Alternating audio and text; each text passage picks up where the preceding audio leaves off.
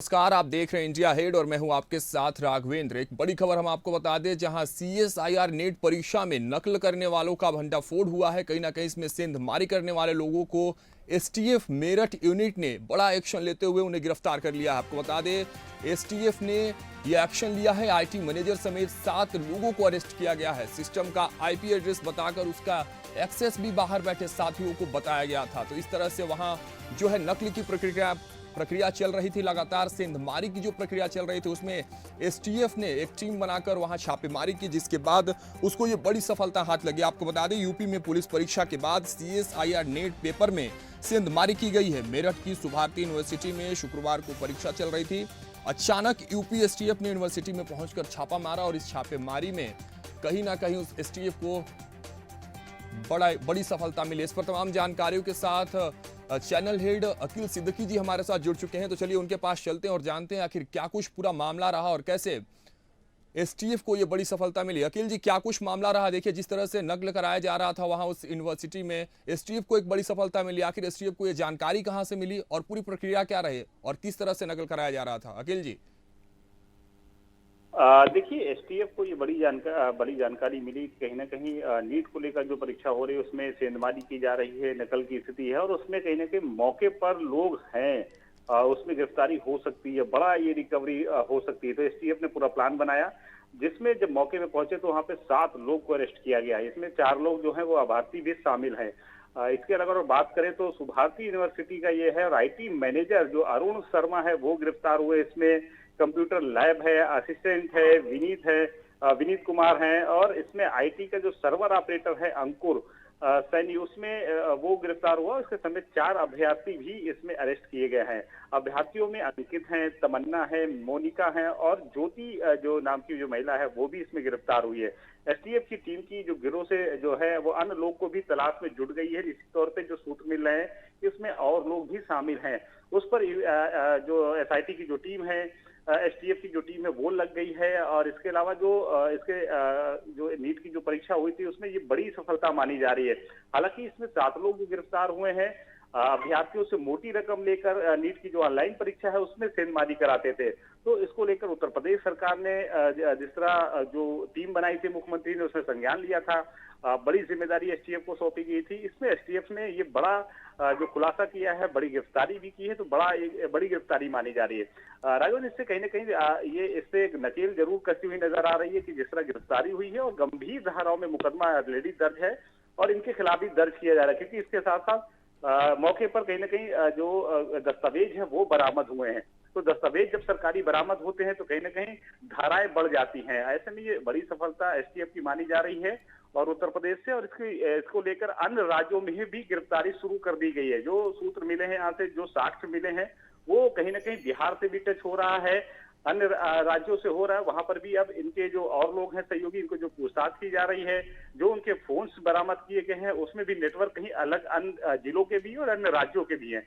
तो उस पर भी ये माना जा रहा है कि कुछ देर बाद टाइम जरूर लगेगा, लेकिन एक एक पहलू पे एसटीएफ काम कर रही है। पुलिस विभाग जो बड़ी लेकिन अकील जी देखिए, ये तो गिरफ्तारी की बात होगी और सरकार की एसटीएफ की गठन की बात होगी, लेकिन जिस तरह से बताया जा रहा है कि जो अंदर परीक्षार्थी थे उनके जो सिस्टम के जो एक्सेस थे वो बाहर बैठे लोगों तक पहुंचाए गए थे। तो ये पूरा प्रोसेस जो है पूरा आईटी से जुड़ा हुआ था। और देखिए, कहीं ना कहीं व्यवस्थाएं जब बिगड़ती हैं तो व्यवस्थापक पर सवाल खड़े किए जाते हैं। अकील जी, तो किस पर ये जिम्मेदारी फोड़ी जाए, उस यूनिवर्सिटी की या जो टीसीएस जो कंपनी जो संस्था ये परीक्षाएं करा रही थी उस पर?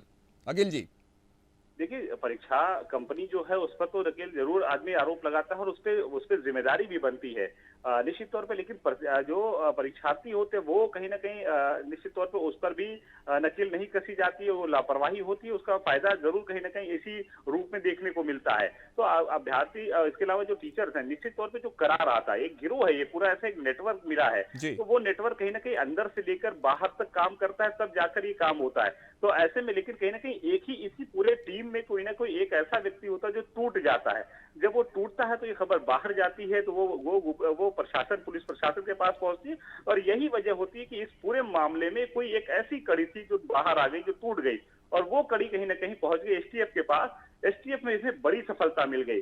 अगर वाकई वो कड़ी नहीं टूटती, जो बाहर की और अंदर की जो कड़ी है, निश्चित तौर पे जब कहाँ भी जब बड़े रकम यानी बड़े गिरोह होता है और बड़ा ही डील बड़ी होती है, और उस बड़ी डील में कहने के रकम की जो संख्या ज्यादा वो बड़ी होती है और उसमें कहीं ना कहीं उसको पूरा नहीं मिलता है, तो कहीं ना कहीं कोई मनमुटाव होता है और वो मनमुटाव कहीं ना कहीं नुकसानदेह साबित होता है।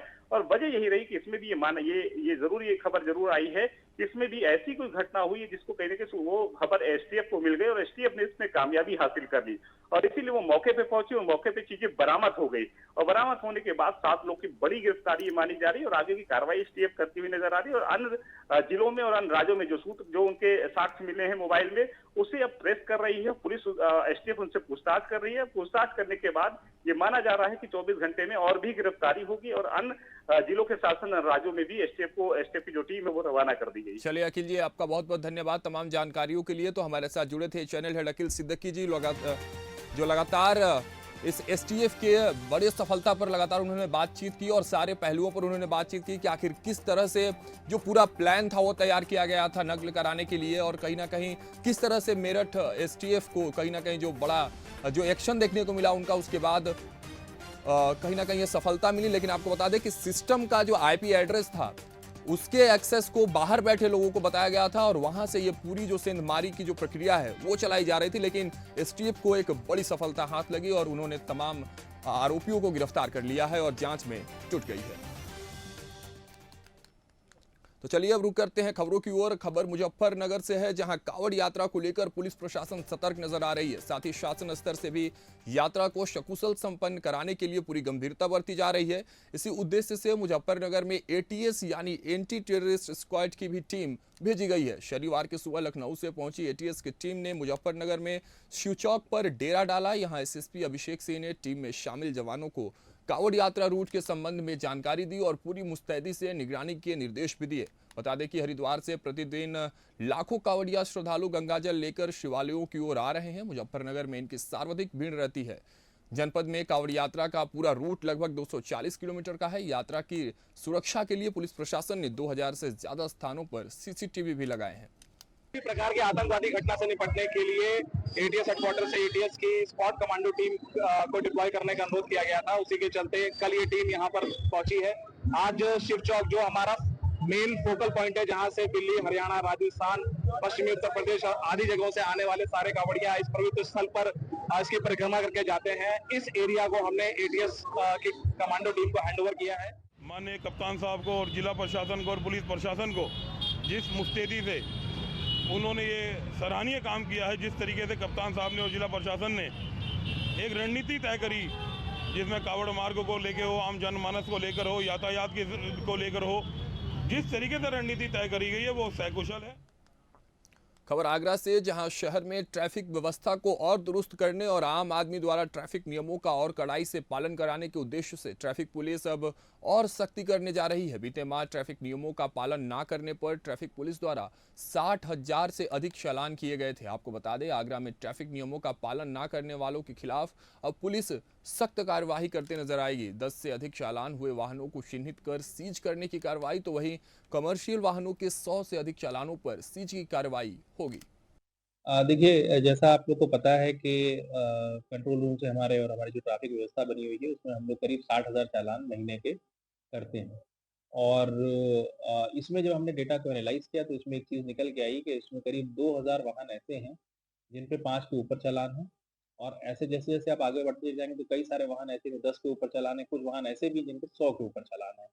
तो हमने ये तय किया है कि उन वाहनों को हम कंट्रोल रूम के माध्यम से चिन्हित करेंगे और जिन वाहनों पे अधिक चालान है, जिन पे 100 चालान के ऊपर हैं, जो कमर्शियल व्हीकल्स हैं, जिनको इस व्यवस्था का कोई भय नहीं है, उनको हम ट्रेस करके उनको सीज़ करेंगे। और हमारा अनुरोध सबसे ये रहेगा कि ट्रैफिक व्यवस्था का पालन करें। जिनके चालान हैं, उन चालान का पेमेंट करें और वाहन को इस तरह से न चलाएँ डेंजरस तरीके से, जिससे हमें चालान करने की आवश्यकता है। कुशीनगर के कछुहिया जनबू में गुरुवार की शाम घर के दरवाजे पर खेल रहे 18 महीने का अब तक का पता नहीं चला है। परिजन बेहद परेशान है। लगातार तलाश की जा रही है, लेकिन अभी तक कुछ पता नहीं चल सका है। वहीं पुलिस ने अपहरण का केस दर्ज कर तलाश शुरू कर दी है। गोंडा शहर के फातिमा स्कूल में पहुंचा तेंदुआ आखिरकार पकड़ में आ गया है। वन विभाग की टीम ने 5वें दिन ट्रैकुलाइज करके तेंदुए को पकड़ा है। तेंदुए के स्कूल में आने से पढ़ाई बंद कर दी गई थी। इसके बाद तेंदुए को पकड़ने का अभियान शुरू किया गया। जिलाधिकारी नेहा शर्मा ने बताया कि तेंदुए ने किसी को नुकसान नहीं पहुंचाया है। तेंदुआ पकड़ने के लिए पिंजरा लगाया गया था और ट्रैकुलाइजर टीम भी लगाई गई थी। शनिवार को तेंदुआ अचानक पिंजरे में फंस गया। इसके बाद उसे ट्रैकुलाइज कर बेहोश किया गया। उसे वन विभाग टीम ले आई है। डीएम ने बताया कि तेंदुए को सुरक्षित स्थान पर भेजने की प्रक्रिया शुरू कर दी गई है। में दबंगों के हौसले बुलंद नजर आ रहे हैं। दबंगों ने महिलाओं और उनके परिजनों की जमकर पिटाई की है। वही पिटाई का वीडियो सीसीटीवी में कैद हुआ। दरअसल टैगोर नगर में दो पक्षों में जमकर मारपीट हो गई। कैमरे में साफ दिखाई दे रहा है कि महिलाओं की बुरी तरह से पिटाई की जा रही है। महिलाएं अपनी जान बचाने के लिए घर में घुस गई। इसके बावजूद भी महिलाओं के घर पर दबंगों ने घुसकर मारपीट की। पीड़ित रंजू सिंह ने आरोप लगाया है कि दबंग पड़ोसी और आए दिन मारपीट गाली गलौज करते रहते हैं। पुलिस ने मामला दर्ज कर जांच शुरू कर दी है। शिव कुमारी और उनके पुत्र दुर्गेश, अमरेश, दीपक, ये लोगों को साल भर से पीड़ित कर रहे हैं, बहुत पीड़ित कर रहे हैं। कितने बार उनको गाली गलौज करना, मुझे मारना, रस्ती मीठा चलाना, मेरे बच्चे को प्रताड़ित करना। उसके बावजूद भी मैं अपने बात पर डटी रही। गाली गलौज में कुछ भी नहीं की। हाल में दुर्घटना भी हुआ था, मेरे साथ मारपीट लोग किए थे मेरे घर वालों के साथ, फिर भी हम चुप रह गए, समझौता करके रख दिए। 2018 में भी यही मेरे साथ घटना किए थे, उसके बावजूद भी मैं चुप रही। फिर दोबारा 23 जून 2024 को भी साथ में घटना हुआ। उसके बाद ये लोग जाकर समझौता भी कर लिए और उसके पश्चात भी समझौता करने के बाद भी हाल में 10 दिन नहीं बीता, रोज गाली गलौज, रोज मारपीट, गाली चलाना, ईंटा चलाना, फिर भी बच्चों से भी, छोटे छोटे बच्चों से भी हम उनको प्रताड़ित ये लोग करवाए। खबर बहराइच से, जहां सरयू नदी में नहाते समय सगे भाइयों की मौत हो गई। वहीं 4 लोग डूब गए। स्थानीय गोताखोरों ने तीनों को बचा लिया, जबकि एक की तलाश जारी है। जानकारी के मुताबिक कोतवाली नगर के मोहल्ला खत्रीपुरा निवासी दिव्यांशु अपने बड़े भाई और उनके दोस्त के साथ जिंगहा घाट पर नहाने गए थे, तभी वो डूब गया, जिसकी तलाश की जा रही है। खबर महोबा से है, जहां श्रीनगर के बड़ा नाला स्थित कानपुर सागर राष्ट्रीय राजमार्ग पर ट्रक ने ई रिक्शा टक्कर मार दी।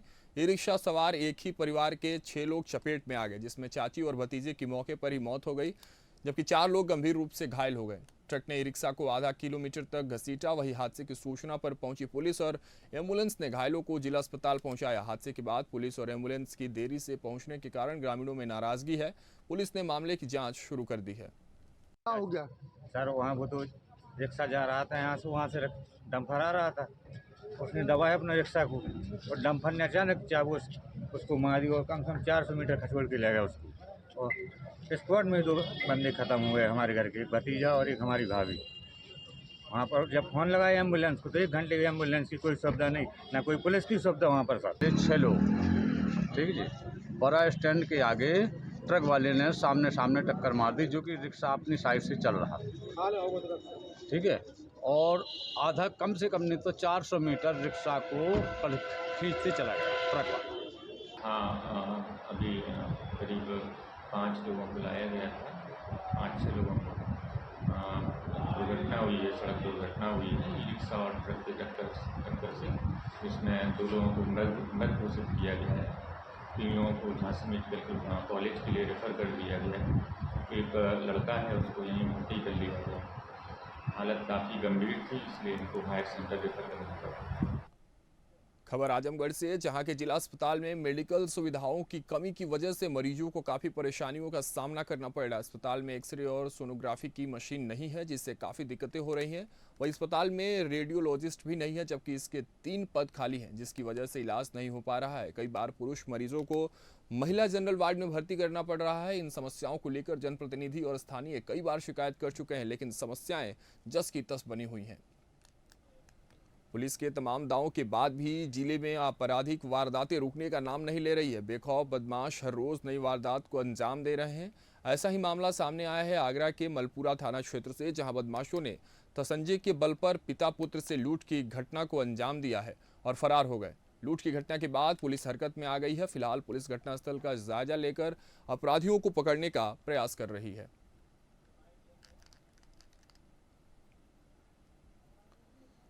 थाना मलपुरा क्षेत्र की क्या घटना है? देखिए आज शाम को 9:20 के आसपास ये नगला मखोल के पास एक परचून के व्यापारी के साथ दो लोगों ने लूट की घटना कारित की है। इस संबंध में थाने को सूचना पर हुई तो फिलहाल यहाँ पे एसीपी साहब एसओजी सर्विलांस टीम साहब पूछताछ कर ली गई है। सीसीटीवी कैमरे खंगाले जा रहे हैं। जल्द ही साक्ष्यों के आधार पर इसका हम लोग खुलासा करेंगे और आगे की जो कार्रवाई की जाएगी। खबर बदायूं से, जहां सिरसा दबरई गांव से 3 दिन पहले गायब हुए 5वीं कक्षा के छात्र का शव जंगलों में मिला। छात्र की गला काटकर हत्या कर दी गई थी। मौके पर पहुंची पुलिस ने जांच शुरू कर दी है। वहीं हत्यारों तक पहुंचने के लिए पुलिस टीमें गठित की गई है। 11 साल से छात्र की हत्या से पूरे इलाके में सनसनी और हड़कंप मचा है।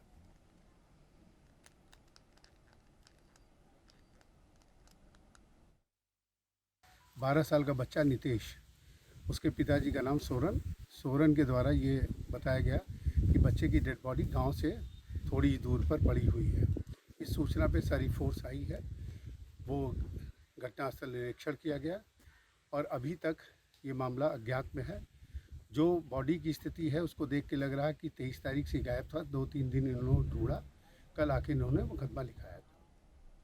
गोंडा के फातिमा स्कूल में तेंदुए का सीसीटीवी फुटेज सोशल मीडिया पर वायरल हो रहा है। 17 जुलाई को पहली बार तेंदुआ स्कूल में दिखा था, जिसके बाद भी स्कूल प्रशासन सजग नहीं हुआ और लापरवाही दिखाते हुए स्कूल को खुला रखा गया। अब एक बार फिर तेंदुआ स्कूल परिसर के पास नजर आने के बाद स्कूल प्रशासन हरकत में आया। अब इस मामले में वन विभाग ने मोर्चा संभालते हुए देर शाम स्कूल परिसर में 2 जगहों पर पिंजरे लगाए और तेंदुए को पकड़ने के लिए कैमरा ट्रैकिंग डिवाइस भी लगाए गए। डीएफओ पंकज कुमार शुक्ला ने बताया कि जब से सूचना मिली है तब से लगातार तेंदुए को ट्रैक करने का प्रयास किया जा रहा है। ट्रैकुलाइजर टीम को भी बुलाया गया है। डीएफओ ने यह भी बताया कि जब तक तेंदुआ पकड़ में नहीं आता तब तक बच्चों की सुरक्षा को देखते हुए स्कूल की छुट्टी कर दी गई है।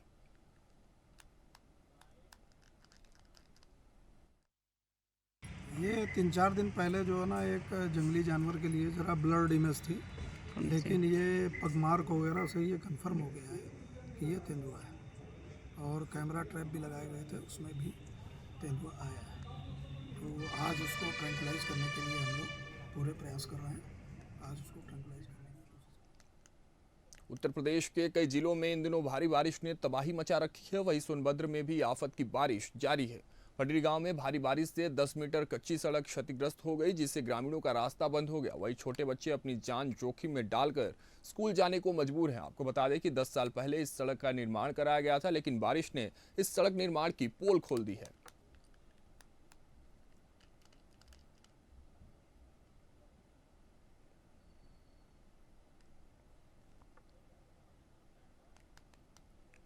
खबर बलिया के सपा जिला कार्यालय से है, जहां पुलिस की अवैध वसूली कांड का मामला सामने आने के बाद अब सियासी सरगर्मियां भी तेज हो गई हैं। बलिया में ट्रकों से पुलिस की अवैध वसूली का भंडाफोड़ होने के बाद अब सपा विधायक संग्राम सिंह यादव ने बीजेपी सरकार को निशाने पर लिया है। उन्होंने इस मामले के उजागर होने के बाद बीजेपी सरकार पर जमकर निशाना साधा है। उन्होंने कहा कि पूरे प्रदेश में भ्रष्टाचार चरम पर है। विपक्ष के नेता ही नहीं, बीजेपी सरकार के मंत्री ही यूपी में भ्रष्टाचार की शिकायत कर रहे हैं। प्रदेश में प्रशासनिक व्यवस्था पूरी तरह फेल है और अफसर कर्मचारी बेलगाम होकर जनता का शोषण कर रहे हैं।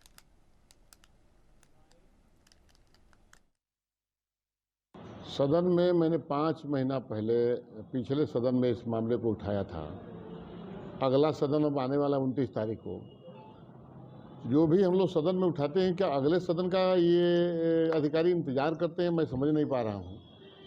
नरही थाने के बारे में मैंने एक एक चीज़ सरकार के सामने विधानसभा में रखा था। विपक्ष की पूरी भूमिका समाजवादी पार्टी निभाती है और ईमानदारी से निभाती है। उसको अगर सरकार अपने संज्ञान में लेती तो जैसा कि एडीजी साहब ने परसों छापा डालने के बाद कहा कि हमारी पुलिस 1000 ट्रकें पास होती थी बालू की, सिर्फ बालू का, और 500 रुपया पर ट्रक से बालू का पैसा लेती थी पुलिस। 5 लाख रुपया पर डे, 1.5 करोड़ रुपया सालाना। फिलहाल बुलेटिन में मेरे साथ इतना ही। खबरों का सिलसिला जारी रहेगा। बने रहे इंडिया हेड के साथ। मुझे दीजिए इजाजत। नमस्कार।